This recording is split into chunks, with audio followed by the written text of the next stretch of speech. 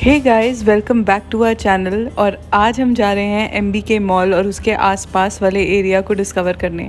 और जैसे कि आप देख सकते हो, हमने सोचा है कि हम मेट्रो स्टेशन से लोकल्स की तरह ट्रैवल करेंगे इंस्टेड ऑफ टूरिस्ट की तरह। एक रीज़न ये था कि हम एक्चुअली लोकल फील लेना चाहते थे, और दूसरा एक बहुत मेजर रीज़न ये था कि पैसों का बहुत डिफरेंस था। अगर आप कैब लेके जाओगे तो बहुत एक्सपेंसिव पड़ेगा, मेट्रो ऑलमोस्ट हाफ से भी कम रेट पे थी। तो ये मैं डाल रही हूँ टोकन, बिल्कुल वैसे ही जैसे दिल्ली मेट्रो है या कोई भी इंडिया में मेट्रो है, ये मेट्रो भी इनकी ऐसे ही एकदम सेम तरह से फंक्शन करती है। टोकन ख़रीदा हमने और फिर हम लोग अपनी ट्रेन की तरफ चले गए। ये हमें ट्रेन के अंदर, और हम फिगर आउट कर रहे हैं कि हमें एक्चुअली में उतरना कहाँ है। थोड़ा बहुत आइडिया हमको था, तो हमने सोचा कि फिर भी देखते रहें कि ऐसा ना हो हम अपना स्टॉप मिस कर जाएं। और ये देखिए, मतलब कोई डिफरेंस है ही नहीं इंडियन मेट्रो स्टेशन में और यहाँ के मेट्रो स्टेशन में। यहाँ पे भी ऐसी चीज़ें बिक रही हैं और लोग ख़रीद रहे हैं। और क्रिसमस का टाइम था तो थोड़ी सी चहल पहल ज़्यादा भी थी। और फिर हम फाइनली आ गए एमबीके मॉल वाले एरिया में। इसके लिए हमें 2-3 एस्केलेटर्स ऊपर तक जाना पड़ा, और इतनी सारी एडवर्टाइजमेंट्स आसपास देखकर बहुत ही फ़न सा एलिमेंट ऐड हो रहा था। और लग रहा था कि चलो देखते हैं यहाँ पे कैसा माहौल होगा।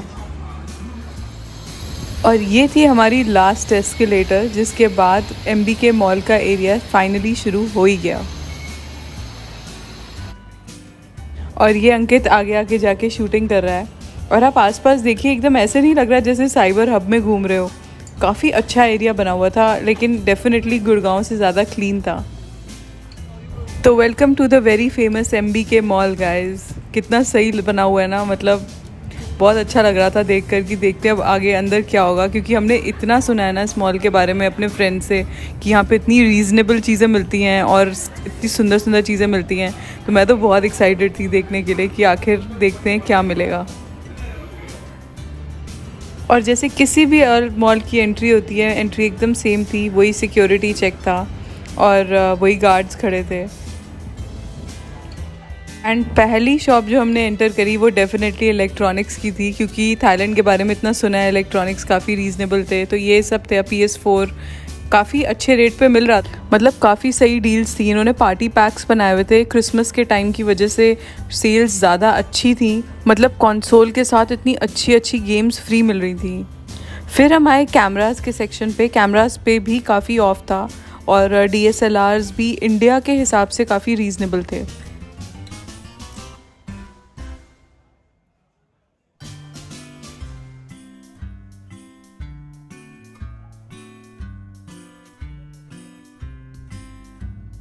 तो इलेक्ट्रॉनिक्स के सेक्शन से निकलते ही और आगे इतनी सही सही दुकानें थी, मतलब, और फुल क्रिसमस डेकोरेशन हो रखी थी। इतना मज़ा आ रहा था ना देख के। वैसे तो इंडिया में भी बहुत डेकोरेशन होती है आजकल मॉल्स में, लेकिन यहाँ पे और भी ज़्यादा थी। फिर हम घुसे इस वाली शॉप पे, और आप मानोगे नहीं, इस शॉप में मतलब डेकोरेशन का सारा सामान था। मतलब आप जो मांगो वो यहाँ पे था।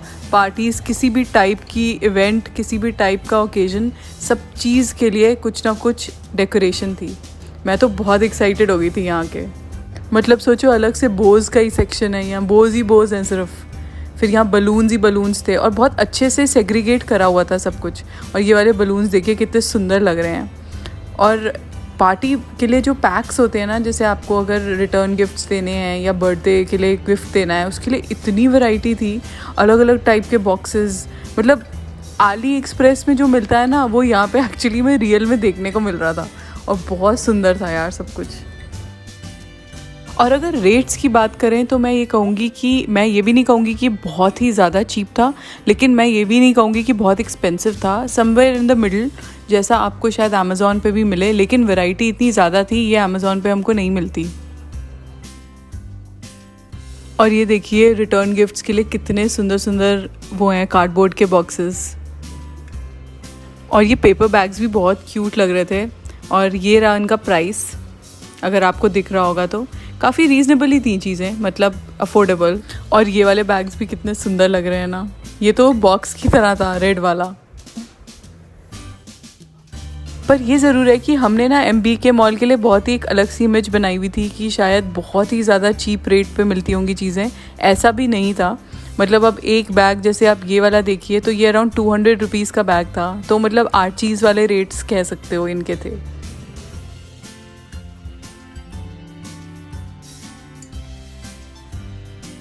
फिर हम आए बैनर्स वाले सेक्शन में, बट यहाँ पे सब कुछ थाई में लिखा हुआ था तो हमें कुछ समझ नहीं आ रहा था।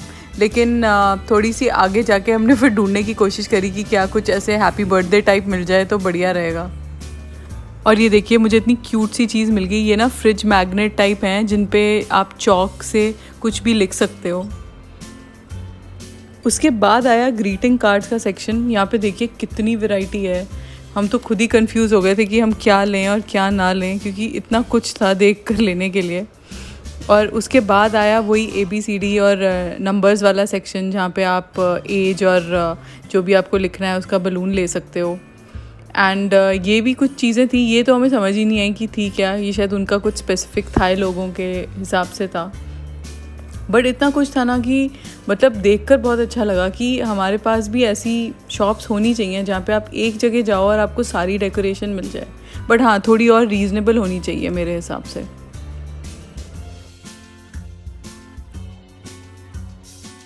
और फिर गाइस हम आए कपड़ों के सेक्शन पे। मैंने कुछ ट्रैक सूट्स ट्राई करे थे, बट मैं कपड़ों से इतनी इम्प्रेस नहीं हुई, वहाँ पे इतनी वैरायटी नहीं थी।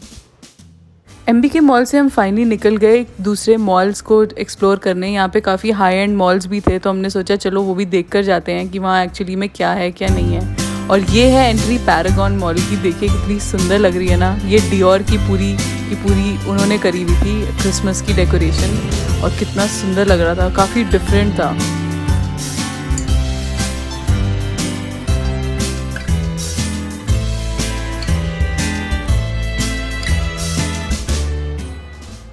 जैसे हम आगे बढ़ते गए, क्रिसमस डेकोरेशन इतनी सुंदर थी पूरे मॉल में गाइस कि मतलब हमें समझ ही नहीं आ रहा था कहाँ जाके फ़ोटो खिंचवाएं और कहाँ नहीं खिंचवाएं। मैंने तो हर नुक्कड़ पे फ़ोटो खिंचवाई। ये देखिए इतने क्यूट टेडी बेयर्स के साथ भी मैंने फ़ोटो खिंचवाई थी। और ये इतने सुंदर सुंदर एल्व्स इन्होंने जगह जगह बिठा रखे थे, बड़ी बड़ी बॉल्स बनाकर। इतना सुंदर लग रहा था ना सब कुछ। और जैसे ही हमें लगता था चलो बहुत हो गया, बहुत डेकोरेशन देख ली, तो और एकदम नई डेकोरेशन आ जाती थी। ये देखिए जैसे मतलब ये डिजिटल क्रिसमस ट्री है और कितना सुंदर लग रहा है। ये देखिए कितना बढ़िया बनाया हुआ है, और कैसे बॉल्स ऊपर नीचे हो रही हैं। और इन्होंने ना नीचे भी पूरी बॉल्स भरी हुई थी जहाँ पे बच्चे खेल भी सकते थे अंदर। तो काफ़ी इनोवेटिव था पूरा का पूरा, और ये मॉल के अंदर करा हुआ है। और ये स्टेयर्स कितनी ग्लैमरस लग रही थी। फाइनली गाइस हम आए बाहर के एरिया में, और बाहर का एरिया तो और ज़्यादा सुंदर था। मतलब इतना सुंदर वाइट में डेकोरेशन था और इतनी सही लाइट्स लगाई हुई थी। अब आप ये देखना, जब हमने ये मैजिकल टेल वाला एरिया एंटर करा, मतलब सच में फेरी टेल टाइप ही बना रखा था। मतलब पूरी ऊपर ऐसे लाइट्स थी और आगे तक लाइट्स थी, तो एकदम ना ऐसे लग रहा था जैसे आप किसी ना मैजिकल वर्ल्ड में ही आ गए हो। जिसने भी ये कॉन्सेप्ट सोचा और डिज़ाइन किया ना, मतलब सच में उसने बहुत एफ़र्ट डाला है, और उसके एफ़र्ट को सच में तारीफ़ करनी चाहिए उसकी, कि आगे तक और हर देखो हर साइड पे अलग ही कुछ एक सुंदर सा उन्होंने वो बना रखा था, नुक जहाँ पे आप फ़ोटो खिंचवा सकते हो, और बहुत सुंदर लग रहा था।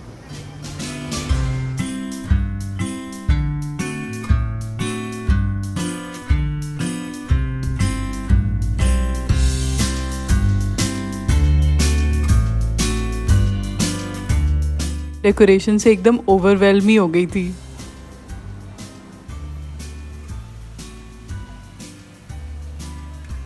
सुबह से लेकर रात तक हम लोग वहीं थे। फिर हमने सोचा कि चलो अब वापस चलते हैं, तो हम वापस ये आ गए मेट्रो स्टेशन के अंदर। ये देखिए यहाँ पे कितना अच्छा कॉन्सेप्ट है कि जब तक मेट्रो आ नहीं जाती, ये सारे गेट्स प्रोटेक्ट करने के लिए हैं कस्टमर्स को ट्रैक से, जो कि बहुत अच्छी चीज़ थी। और एक और चीज़ जो बहुत अच्छी थी यहाँ पे, कि लोग लाइन लगा के खड़े होते हैं और बस एक दूसरे को धक्का मुक्की करके अंदर नहीं घुसते। ये बहुत ही ज़्यादा अच्छा लगा मुझे देखकर। और फिर फाइनली गाइस हमने अपनी मेट्रो बोर्ड कर ली वापस अपने एरिया के लिए। हमारा जो हम जहाँ रह रहे थे वो यहाँ से काफ़ी दूर था, तो हमें काफ़ी टाइम लग गया वहाँ वापस पहुँचने में। बट सच में गाइस मज़ा बहुत आया। थाईलैंड बहुत मस्त जगह है और बैंकॉक भी बहुत मस्त है। आप मतलब उसको ना एक नेगेटिव लाइट में ही मत देखना कि नाना प्लाज़ा वगैरह की वजह से। बैंकॉक में और बहुत कुछ है करने को, बच्चों के साथ भी, कपल्स के लिए भी, सिंगल्स के लिए भी, सबके लिए। और काफ़ी सेफ़ एरिया है क्योंकि थोड़ा सा विमेन ओरिएंटेड एरिया है थाईलैंड, पूरा ही कंट्री, तो काफ़ी सेफ़ है। और जहाँ तक शॉपिंग की बात है, मैं यही कहूँगी कि MBK मॉल मुझे थोड़ा सा ओवररेटेड लगा। इनफैक्ट यहाँ की नाइट मार्केट्स बहुत अच्छी हैं और यहाँ पे बहुत अच्छी चीज़ें मिल जाती हैं। इनफैक्ट आप ऐसी जगह जाओ जहाँ लोकल शॉप करते हैं, इंटरनेट पे बहुत इन्फॉर्मेशन अवेलेबल है। और रात चड्डा मार्केट तो ज़रूर जाइएगा, वहाँ पे रेट्स बहुत अच्छे हैं और क्वालिटी बहुत अच्छी है चीज़ों की। और गाइस बस ऐसे ही एंड होता है हमारा थाईलैंड का ये छोटा सा सुंदर सा ट्रिप 15 डेज़ का। और अगर आपको ये ट्रिप अच्छा लगा हो और ये वीडियो अच्छी लगी हो तो please do like, share and subscribe to our channel.